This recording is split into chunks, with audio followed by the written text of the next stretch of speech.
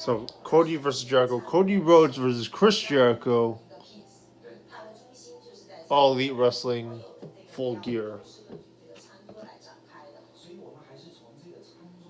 So they're going very slow pace. So I was automatically thinking this is going to be a 60-minute match. Like if figured it would be like a draw or something. If the judges come out. So there's judges, so I figure they're not going to use MJF to screw over Cody. Considering what happened at the end, spoilers alert, like you figure MJF would use it to challenge Cody for the world title, but he doesn't do that. This could be like an Edge versus Christian Cage. Christian Cage versus Edge. Christian Cage versus Jericho kind of thing. Christian Cage versus Rhino kind of thing. Sort of consider this a bad version of the 60-minute match because they go very slow. They middle of the clock. It sort of felt like Shawn Michaels versus Bret Hart where they sell injuries to waste some time. And then later on they put on like all the Attitude Era moves in it later. But it's more story driven than the Jello match. Has very good use of Jericho. He doesn't look like he's winded. He looks like he's on pace. He doesn't look like he's out of shape or anything. He looks perfect in this match. Cody had no problem. He looked like he was $1,000,000. There was I don't know. Early on, I didn't know how the judges would win it, and then like later on, I thought I was going to turn it up a notch to like a what should have been like a Young Bucks match where they just do all the signature moves, do all this high flying. They do like let me look at the moves that are done.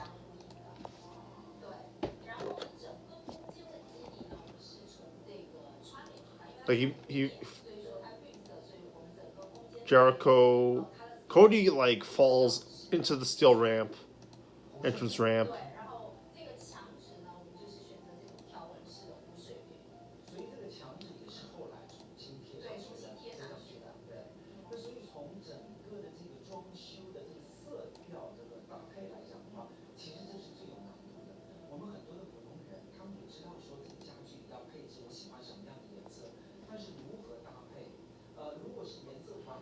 They look like they're going to do the figure four versus the Walls of Jericho.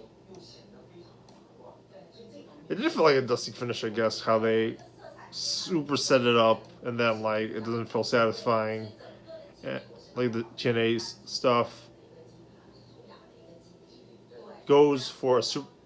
Puts Jericho on the top rope. He goes for Hurricane Rana and they gets countered into a powerbomb. I like how Aubrey Edwards ends up wearing gloves. Because this is this whole thing about her like having green glitter on her hands in Twitter. And then she's wearing these gloves for the blood. Cody throws in the towel. I mean, Jeff throws in the towel. You see him? You see that look in his eyes when he's like doing stuff. I mean, he has a scarf, so I guess he could do the scarf instead of the towel. I guess they thought like it'd be too confusing if they haven't. Let me show this is actual finish.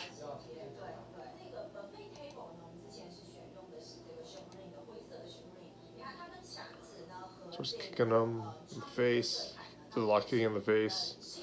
I don't think Cody was that worn down that he would get that early, which is never a problem in the match. It could have been one longer. But the story, Cornette stuff, Jericho, Cornette probably liked a lot. There's a hit by Hayter early on, and then Hayter beats up MJF on the way out.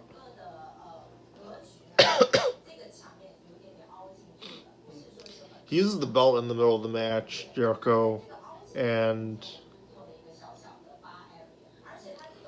they're really doing the New Japan. Ref doesn't want to call a DQ, albeit he's using a belt. I guess the ref should whip him a couple times with the belt to even it out, but I don't know. She takes the belt away. And also, he gets whipped, but he doesn't win the match, which is sort of questionable booking. So look on MJF's face where he's like, he looks like he likes that Jericho's whooping Cody. I guess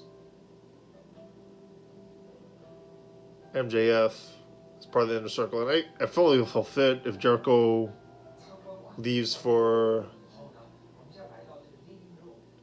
doing a cruise or doing a Fozzy tour. MJF will be a perfect fit for that.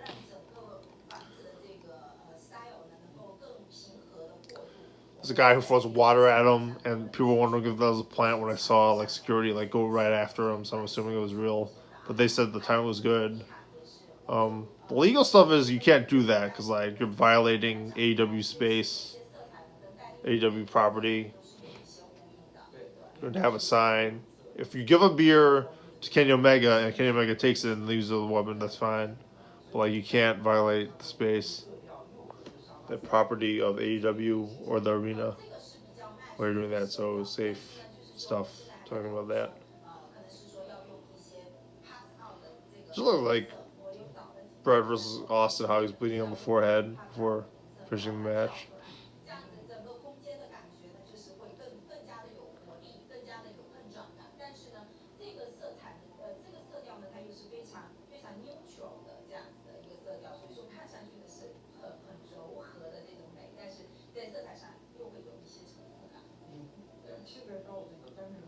So the face. Beck's on his feet. He says he's sorry, Cody, for costing him the match. It was a long match, but I didn't feel like he was worn down enough. And the match could have went longer. They wanted 4 hours according to Meltzer in the preview. He pushes Aubrey Edwards. Aubrey Edwards pushes, goes for the roll up. I wonder if the judge would have said something. I wonder if whatever. Push him in the gut. Falls Jericho. He goes straight for the towel after this.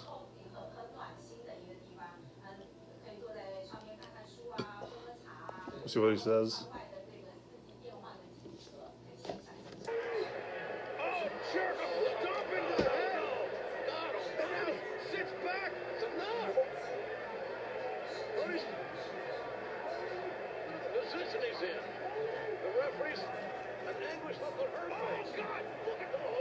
Flexibility. Towel's thrown, and then everybody got booed, and then MJF. There's this guy in the front, he's like all upset, and there's this guy in like the national shirt who's all upset. National. He's not upset, like he's laughing, because like, oh, that's how they ended it. It's like, no, is this serious? And then the Nationals guy with the umbrella court shirt's like, Let's pretty much cover everything. There was not a lot of moves in the match, so it was a lot easier to cover. I wonder how. Corey obviously loved this match. I'm so curious about how he felt about. Well, I obviously hated the Omega match, not only because it was hardcore, but because there's a freaking mousetrap in it. It was supposed to be like this savage, unsanctioned match. He's a freaking mousetrap in it.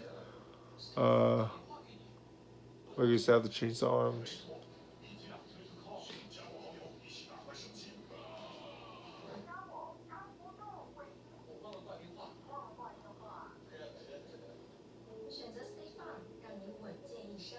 I mean, he fits in the Inner Circle because he's like this elitist guy. He's a heel. I mean, I liked him being a heel with the faces. That was pretty good too. This is the first. So, JR calls his first barbed wire match ever, unless he did Big Show versus Bradshaw.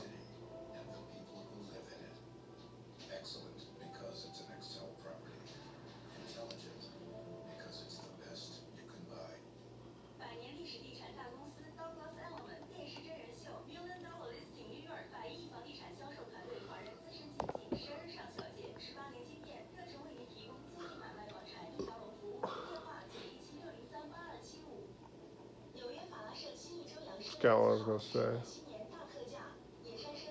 He celebrates with the bubbly, and that Chris Jericho smile on him. That's perfect.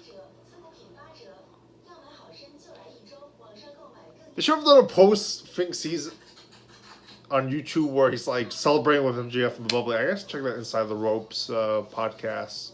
See if he did that.